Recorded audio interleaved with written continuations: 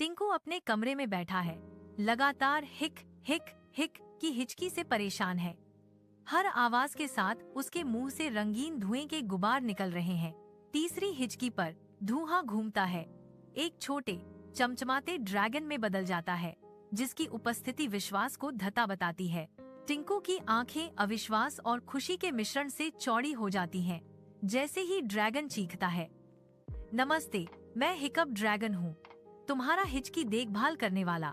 Spotlight के नीचे टिंकू के भाषण में हिचकी आती है, क्योंकि उसके जूतों से छोटे पंख निकलते हैं और उसका स्कूल बैग गाता है, होमवर्क होमवर्क, मुझे भी देखो। टिंकू की आंखें घबराहट में बड़ी हो जाती हैं। एक जादुई हिचकी ड्रैगन फुसफुसाता है, गहरी सांस लो, मैं मदद करूंगा। छात्र हंसी से फूट पड़ते हैं। टिंकू अपनी आंखें बंद कर लेता है, एक कांपती हुई सांस लेता है, हिचकी बंद हो जाती है और ड्रैगन हल्का चमकता है। हॉल अब शांत है। टिंकू के मुस्कुराते ही आकाश नारंगी और बैंगनी रंग से जगमगा उठता है। हिचकी ड्रैगन उसके चारों ओर चमकते हुए धुएं में घुल जाता है। टिंकू से एक छोटी सी हिचकी निकलती है, जिसके साथ एक क्षणिक इंद्रधनुषी चमक आती है, जो उसके अनोखे जादू की एक कोमल याद दिलाती है।